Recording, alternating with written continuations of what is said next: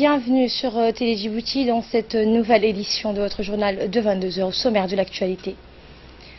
Et une forte délégation ministérielle conduite par le secrétaire d'État à la jeunesse et au sport s'est déplacée hier vers l'après-midi dans les régions du Sud pour procéder au lancement de la Ligue régionale. Et aux États-Unis, la Chambre approuve des fonds pour éviter une paralysie budgétaire. Bonsoir et merci de nous accueillir chez vous. Les parlementaires se sont réunis de nouveau mercredi afin de poursuivre l'examen du projet de loi relatif au budget de l'État pour l'exercice 2018. Présidée par le député Chelmake Moussa Aré, la séance de travail élargie à la Commission au développement social et de protection de l'environnement s'est poursuivie sur l'examen du budget initial. Le gouvernement a mis en place une politique drastique de rationalisation des dépenses publiques. Les ressources ont été orientées vers les secteurs sociaux prioritaires et les actions prioritaires, donc conformément aux recommandations de la matrice des actions prioritaires, le MAP, de la stratégie du gouvernement, sans omettre l'appui permanent consenti aux secteurs sociaux. Au cours de cette séance, la Commission des finances a procédé à l'audition respective du ministre de l'Enseignement supérieur et de la Recherche et de la secrétaire d'État aux Affaires sociales en présence du ministre du Budget.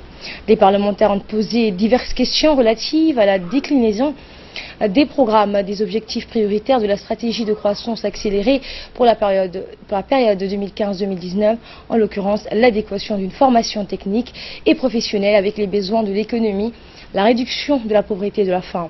Les travaux de la Commission des finances sur le budget initial de l'État pour l'exercice 2018 se sont poursuivis hier par l'audition des autres membres du gouvernement.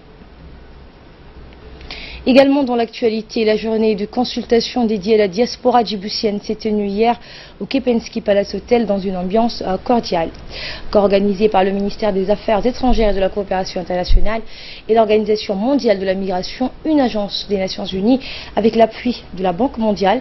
Cette rencontre a été placée sous le patronage du ministre des Affaires étrangères et de la coopération internationale.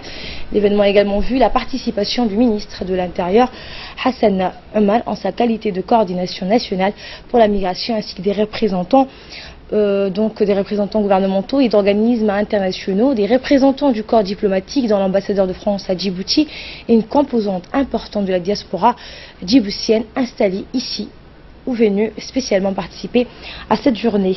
Fardous Hussein, bonsoir. Bonsoir. Alors il faut dire que c'est une première à Djibouti puisque jusqu'à ces dernières années, la diaspora djiboutienne était la plupart du temps absente des initiatives en vue du développement du pays. Tout à fait, donc Asma, outre l'Organisation internationale de la migration en étroite collaboration avec les autorités du pays, donc ont organisé cette journée spécialement dédiée à la diaspora djiboutienne. Outre les officiels, cette journée a été aussi l'occasion d'inviter la diaspora, de contribuer et réfléchir ensemble sur une autre facette de la migration, comprendre dans quelle mesure la migration peut aussi jouer un rôle dans le développement du pays et contribuer ainsi aux actions prioritaires de la stratégie SCAP 2035. C'est dans ce cadre que l'OIM a élaboré une approche stratégique du développement avec la diaspora reposant sur 3 axes, à savoir mobiliser, créer des conditions favorables et les autonomiser. Objectif étant de créer les conditions nécessaires d'une participation accrue de la diaspora djiboutienne au service du développement socio-économique. Cette journée a été également un moment de réflexion, de concertation, afin d'émettre des actions que la diaspora prenne part au développement du pays et dans la réduction de la pauvreté.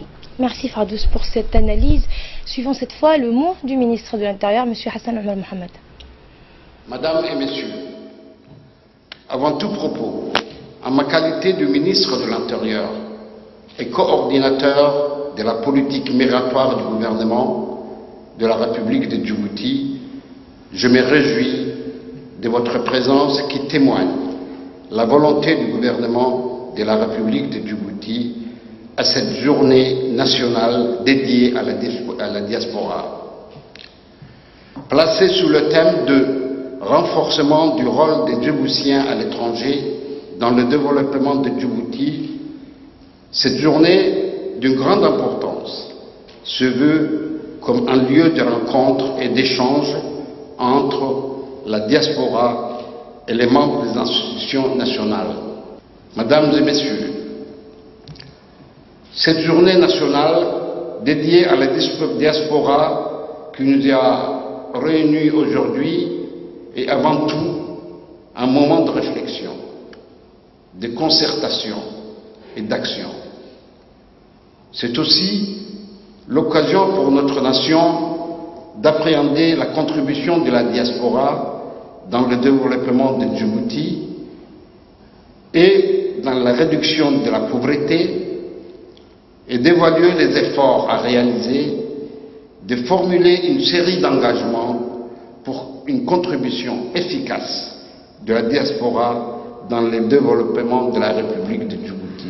La contribution de la diaspora dans le développement du pays d'origine est un travail de longue haleine qui a beaucoup plus de chances de réussir s'il y a de la confiance réciproque. Par là, je voudrais dire qu'il faut avoir confiance dans votre pays. Je vous invite donc à participer activement aux travaux des groupes thématiques qui se dérouleront après la pause. L'implication et l'engagement plein et entier de l'ensemble des acteurs nationaux et de la diaspora sont indispensables pour la réussite de cette journée. Écoutons à présent un extrait du discours du chef de la diplomatie djiboutienne, Mohamed Ali Youssouf. Je voudrais souligner toute l'importance de la rencontre de ce jour, dont l'objectif est de créer les conditions de l'implication de la diaspora dans le processus de développement durable de notre pays. Conscient du rôle que nos compatriotes établis à l'étranger peuvent jouer dans le cadre de la stratégie et de la vision 2035 de Djibouti, pays émergent ou à revenu intermédiaire d'ici quelques années, le président de la République, son Excellence M. Ismaël Omar Guelleh et son gouvernement se sont attelés à la tâche d'associer toutes les forces vives de notre nation, où qu'elles se trouvent, à cet ambitieux programme. Notre pays investit beaucoup dans le renforcement des capacités de nos ressources humaines. Aujourd'hui, près de 30% du budget national est consacré à l'éducation nationale en République de Djibouti. Plusieurs dizaines de milliards de francs sont investis parallèlement dans les infrastructures. La santé, avec l'assurance maladie universelle, le logement et la lutte contre la pauvreté sont des secteurs sociaux auxquels le gouvernement accorde une attention particulière. La promotion des petites et moyennes entreprises à travers un programme innovant d'incubation et l'encadrement des jeunes entrepreneurs porteurs de projets d'entreprises créatrices d'emplois, voilà autant de réalisations et de perspectives exaltantes. Au cours de ces déplacements à l'étranger, le président de la République souligne à chacun de ses interlocuteurs son engagement pour la croissance économique et le développement de notre pays, un message qu'il partage souvent et régulièrement avec nos compatriotes établis à l'étranger. Également dans l'actualité, le ministre de l'Éducation nationale et de la formation professionnelle, Moustapha Mohamed Mahmoud, sillonne la région de Dikil depuis mercredi à la tête d'une forte délégation de son département. Le ministre est accompagné par le ministre délégué au commerce, Hassan Hamad, et les autorités locales. Dans sa tournée, le ministre de l'Éducation nationale a d'abord rigoureusement évalué la stricte application des instructions données aux chefs d'établissement et aux enseignants dans les lettres de cadrage et les feuilles de mission. Ces documents de travail privilégiaient l'approche participative et inclusive basée sur l'implication de l'ensemble des acteurs et des partenaires de l'école publique. D'où les échanges francs et directs qu'il a engagés avec l'ensemble des acteurs de la communauté éducative et des partenaires de l'école publique, l'occasion aussi de prendre la pleine mesure de l'ensemble des paramètres et activités pédagogiques mais aussi para et périscolaire. Le ministre de l'Éducation nationale a par ailleurs longuement observé l'état des infrastructures et des équipements scolaires afin de prendre des mesures ou des décisions rapides pour apporter donc des solutions immédiates à des situations d'urgence comme l'extrême vétusté de certains bâtiments dans quelques établissements scolaires. Fait marquant, le ministre a beaucoup apprécié l'implication personnelle de certains parents d'élèves, dont un notable qui approvisionne la cantine scolaire avec les fruits et légumes de ses propres champs dans la localité de Abaitou. Très agréablement surpris, le ministre a vivement et chaleureusement remercié, vous l'entendrez, et félicité ce notable qui donne un exemple, un modèle. Cette journée a permis au ministre de l'Éducation d'avoir une vision claire et fidèle de la situation dans les établissements scolaires de la région de l'Unité. Le point nous est fait sur cette visite du ministre par le ministre de l'Éducation, justement, Moustapha Mohamed Mahmoud, que je propose de l'écouter. Et donc, sans vous cacher, je suis agréablement surpris. On pourrait penser que dans les écoles des localités reculées, les qualités d'enseignement est moindre, mais ce n'est pas le cas. Dans la plupart des écoles que j'ai visitées, que nous avons visitées, moi et mon collègue du ministère du Commerce, nous avons été vraiment surpris, pas non seulement par le leadership des directeurs d'école. Nous avons rencontré des directeurs d'école très sérieux, très engagés, et cela a été bien sûr se refléter sur l'école lui-même, sur les préparations des enseignants, sur même le niveau des élèves que nous avons visités. Donc on vient juste de sortir d'une salle de classe avec une élève, machallah, qui est magnifique, qui est excellente, hein. Non seulement dans la présentation, celle qui a fait la présentation, qui a fait l'introduction, qui m'a présenté la bienvenue, mais après également elle m'a fait visiter son coin de bibliothèque et elle a même lu pour moi un livre de lecture. Nous sommes quand même, comme je disais, agréablement surpris. Mais il y a des améliorations à faire, notamment, je crois qu'il faut le dire, c'est notamment la réhabilitation de ces écoles. Nous avons planifié d'ici la fin de l'année, à peu près, dans cette région de Dikil, il y aura à peu près 6 écoles et collèges y compris qui vont donc être réhabilités. Déjà 2 sont en cours. Et nous restons toujours à Dikil, tout à fait une autre délégation, donc une autre forte délégation ministérielle conduite cette fois par le secrétaire d'État à la jeunesse et au sport, Hassan Mohamed Kamil, et son homologue de l'environnement, Moussa Ahmad, qui s'est déplacé donc hier vers les régions du Sud pour procéder au lancement de la Ligue régionale sportive. Et ce, rappelons-le, en présence des autorités régionales, à savoir le préfet adjoint de Dikil, Youssouf Alayi, et le président du conseil régional, Abdelrahman Younis Adé. Impulser donc l'idéal d'une politique de redynamisation des sports afin de lancer un navire de renforcement de toutes sortes d'activités sportives en informant et sensibilisant nos jeunes sur les dimensions sociales de cette initiative riche en sport et le but envisagé de cet événement.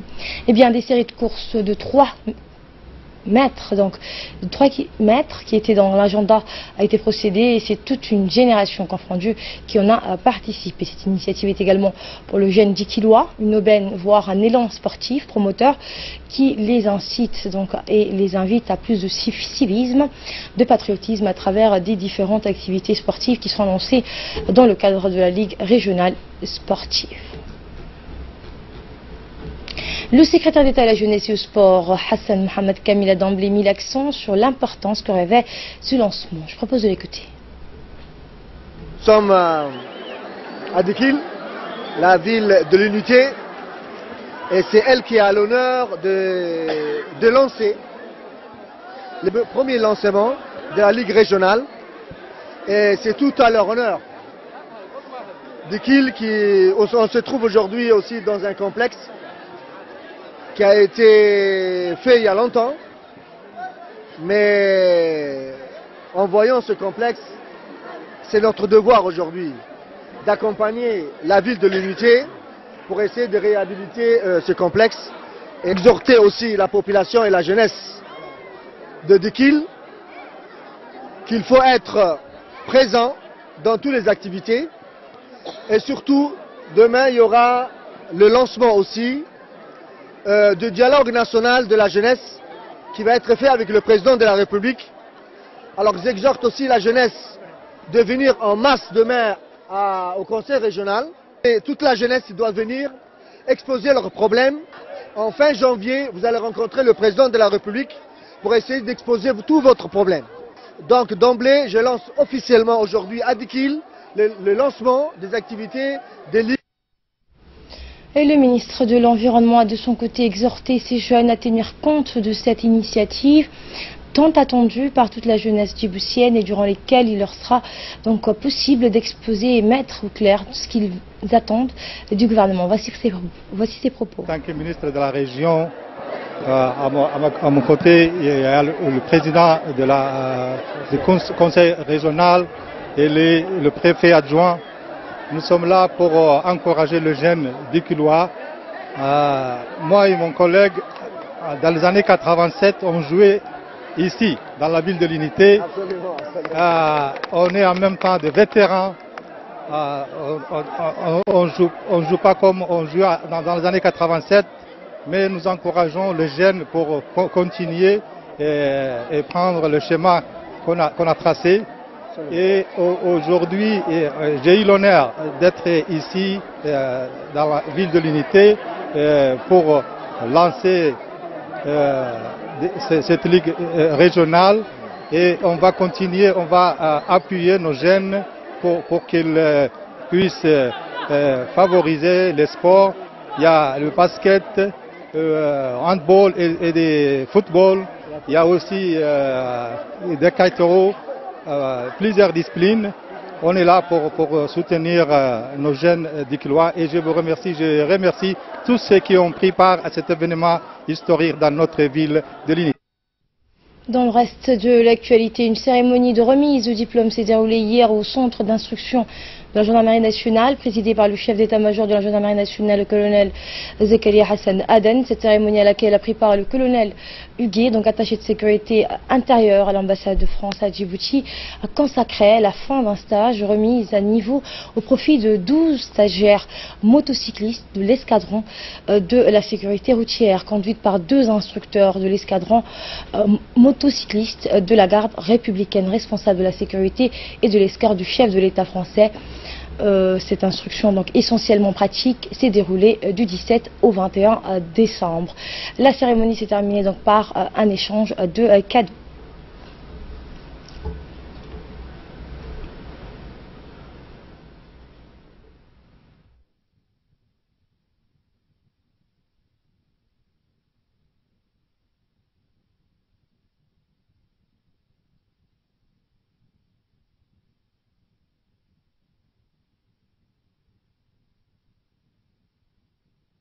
Extrêmement fier d'avoir été convié à Djibouti pour venir en tant qu'expert avec mon camarade l'adjudant Sylvestre, pour venir faire un stage de remise à niveau, je dirais, remise à niveau des motocyclistes de l'escadron de sécurité routière.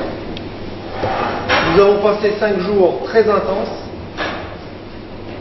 où vos militaires de la gendarmerie ont commencé avec un niveau que je dirais de correct, et là nous les avons amenés en 5 jours à un niveau plus élevé.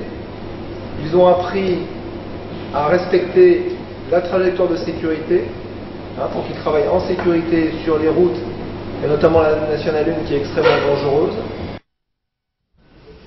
Et le colonel Zakaria Hassan Aden a dans son allocution remercié les 2 instructeurs venant tous les 2 de l'escadron de motocyclistes de la garde républicaine, de la gendarmerie française, pour leur engagement sans faille dans cette mission de formation. Nous l'écoutons. Une fois de plus, on a assisté à la très belle coopération qui existe entre les 2 républiques, bien sûr, d'abord, mais surtout particulièrement entre la gendarmerie française et la gendarmerie djiboutienne. Ce n'est pas le premier stage que nous assistons, on en a eu plusieurs depuis le début de l'année. Donc je voulais dire au capitaine commandant de l'escadron de sécurité routière, mais également au chef des motards, que vous avez eu le privilège d'avoir ici à Djibouti des motocyclistes de la garde républicaine. Surtout, le chef d'escadron commandant l'escadron des motocyclistes de la garde républicaine et chef d'escorte motocycliste du président de la République française. Ça revient, comment dire, au capitaine commandant l'escadron Sirotioff de bien mettre en pratique ce qui a été appris, mais surtout d'utiliser ces motos pour la lutte contre la délinquance routière.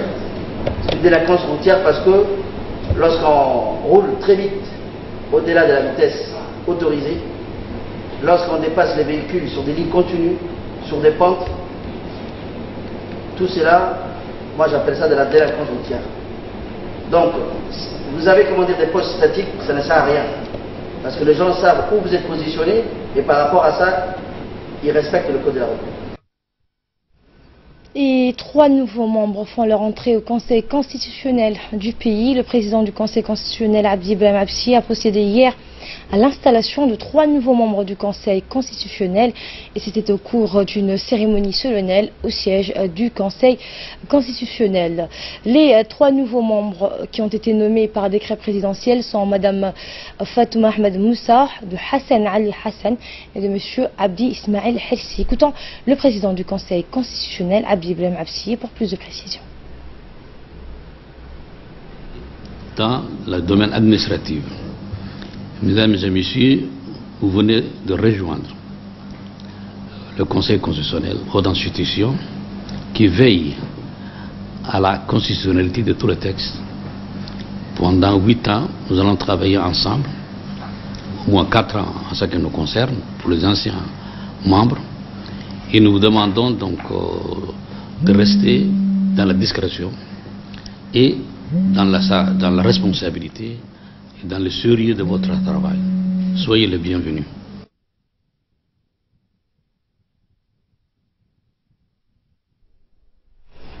À la une également, la bibliothèque municipale de la ville de Djibouti souffle 5 bougies. C'est sous le haut patronage de Madame la maire de la ville de Djibouti, Fatouma Awali Ousmane, et en présence de plusieurs au cadre de la mairie, on prépare à cet anniversaire.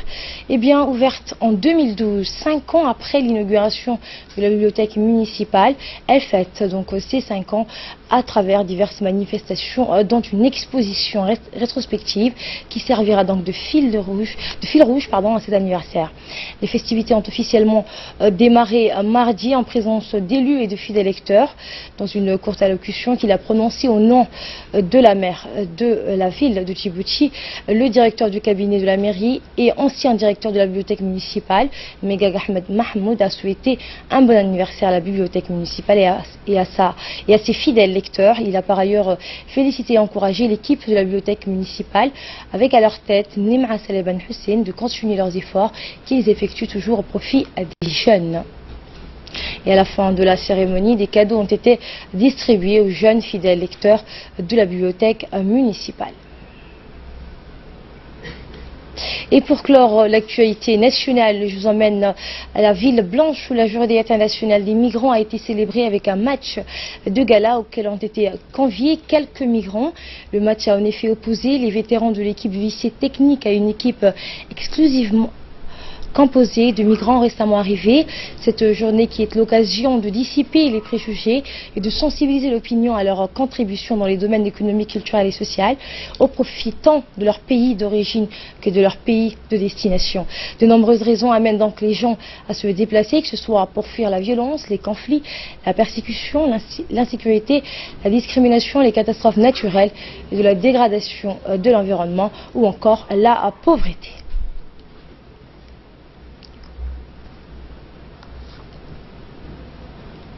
Nous remercions la communauté européenne qui a financé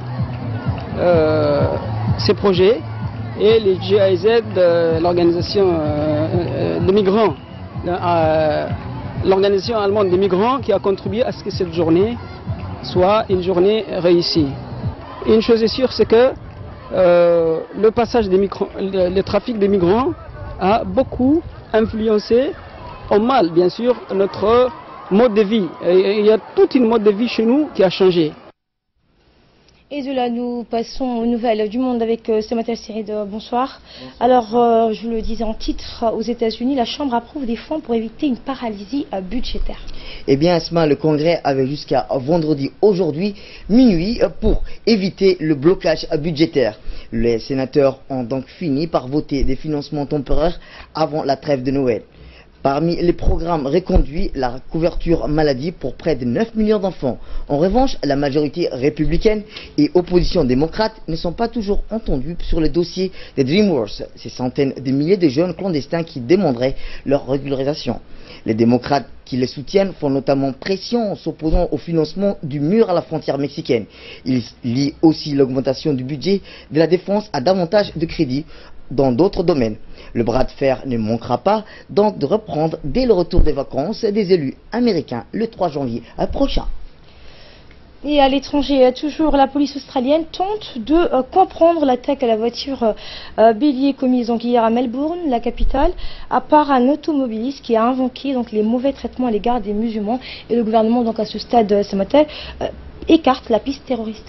Et oui, Asma, âgé simplement de 32 ans, le réfugié d'origine afghane qui a foncé sur des piétons dans un arrêt de tramway a invoqué les mauvais traitements à l'égard des musulmans.